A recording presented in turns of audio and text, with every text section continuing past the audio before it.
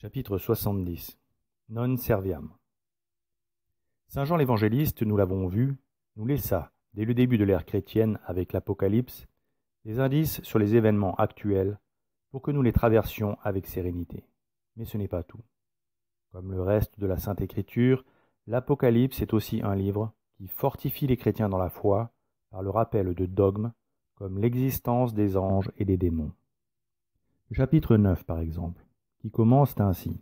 « Et le cinquième ange sonna de la trompette, et je vis une étoile qui était tombée du ciel sur la terre. Il lui fut donné la clé du puits de l'abîme, nous donne des enseignements sur l'ennemi. » Bien sûr, ce verset contient des allégories dont la compréhension nécessite une étude sérieuse de l'enseignement transmis par la tradition catholique qui seule dispose des clés nécessaires à une compréhension orthodoxe des métaphores employées par le Saint-Esprit. La parole de Dieu est accessible à tous les hommes, mais à la condition qu'ils acceptent de se soumettre à l'enseignement de notre Seigneur Jésus-Christ. C'est pourquoi le Seigneur a recommandé dans son sermon sur la montagne « Ne donnez pas les choses saintes aux chiens, et ne jetez pas vos perles devant les pourceaux, de peur qu'ils ne les foulent sous leurs pieds, et que se tournant contre vous, ils ne vous déchirent. » Par ces mots, le Sauveur a très clairement demandé à ses disciples d'être vigilants sur leur apostolat. Qu'est-ce que cela signifie?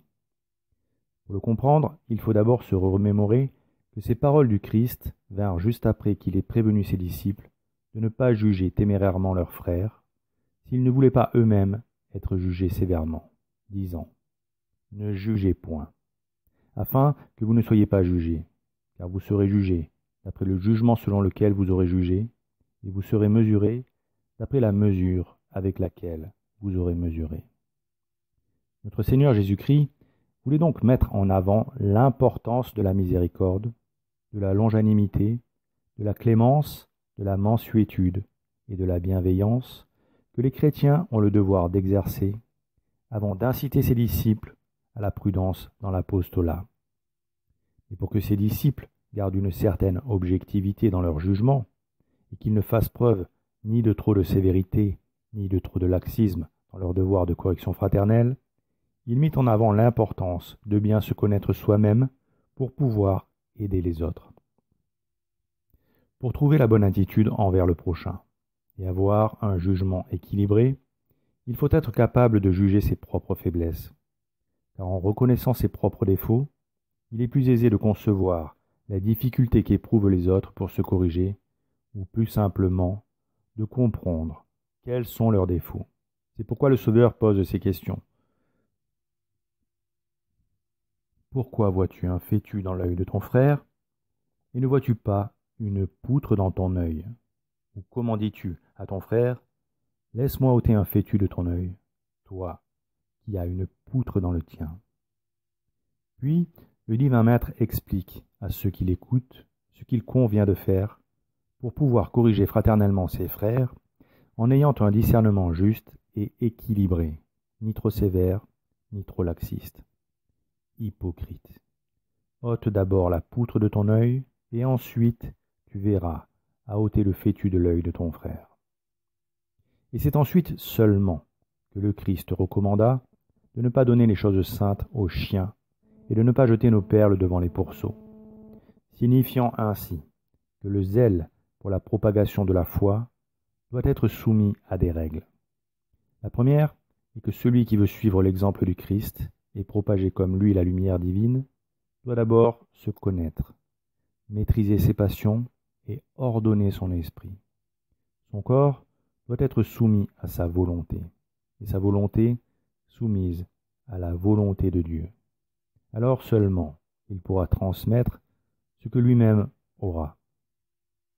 Les paroles du Christ, replacées dans leur contexte, montrent la charité de notre Seigneur Jésus-Christ. Elles ne laissent pas place à des interprétations élitistes erronées. Certes, le Sauveur demande à ses disciples de pratiquer un tri dans leur apostolat et d'avoir un zèle avisé, mais c'est pour ne pas déclencher la fureur de leurs auditeurs.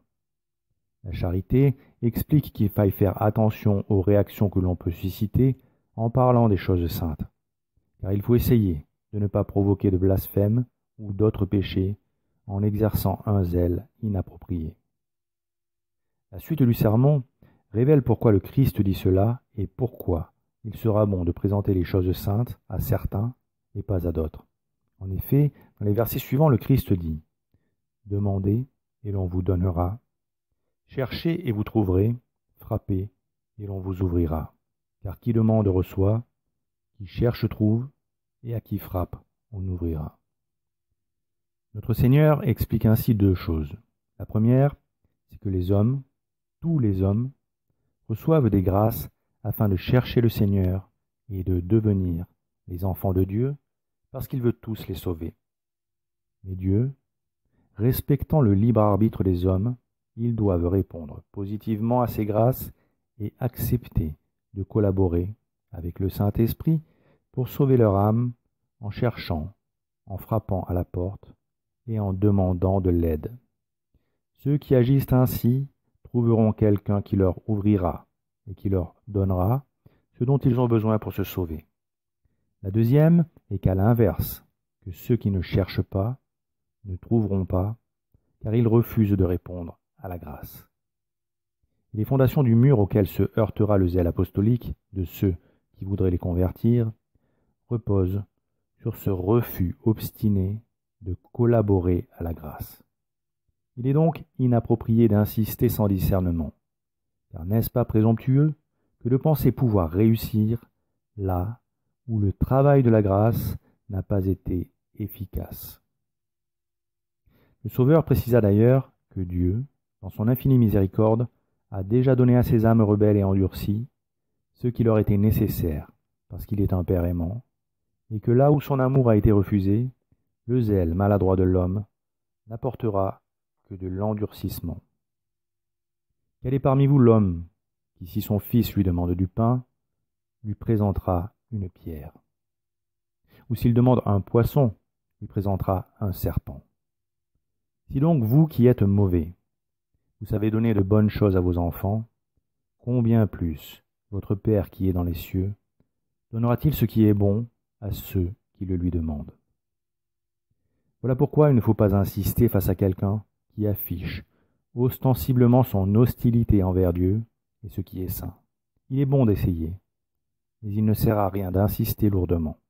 Autrement, le semeur perd son temps, alors qu'il pourrait trouver des terres travaillées par la grâce, où ce qu'il sèmera s'enracinera et portera du fruit. Et en effet, à quoi sert de s'obstiner à semer dans les ronces et les épines ou sur le chemin? Tout vient de Dieu. C'est lui qui défriche la mauvaise terre et en ôte les mauvaises herbes par la grâce. Alors, l'argumentation d'un homme pourrait-elle changer ce qui n'est pas prêt? Le missionnaire est envoyé par la grâce de Dieu, et celui qui entend sa parole peut l'accepter ou la refuser. Et si celui qui a entendu a clairement refusé le don qui lui était fait, à quoi bon insister? N'est-ce pas inciter cette âme rétive à la grâce à commettre un péché plus grave que son premier mouvement de rejet, en la poussant à exprimer avec plus de véhémence son refus de recevoir la grâce et à s'endurcir? Le Christ, avant de conclure son discours sur la montagne, en exhortant les chrétiens à tenir bon face aux difficultés rencontrées pour rester sur le droit chemin qui conduit au salut, finit donc cette partie de son discours en rappelant la règle de base qui doit régir la vie des catholiques: ne pas faire à autrui ce que l'on ne veut pas que l'on nous fasse.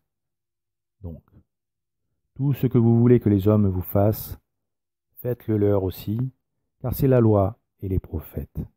Or, notre Seigneur dit par ailleurs que toute la loi et les prophètes sont contenus dans ce commandement: tu aimeras le Seigneur ton Dieu de tout ton cœur, de toute ton âme et de tout ton esprit. C'est le premier et le plus grand commandement. Et le second lui est semblable: tu aimeras ton prochain comme toi-même. Dans ces deux commandements sont renfermés toute la loi et les prophètes. On comprend donc pourquoi, parfois, l'Écriture sainte emploie des métaphores qui ne peuvent être comprises que par des âmes bien disposées, et pourquoi le Messie a dit de ne pas donner les choses saintes aux chiens, qui symbolisent les hommes qui aboient contre ce qui est respectable.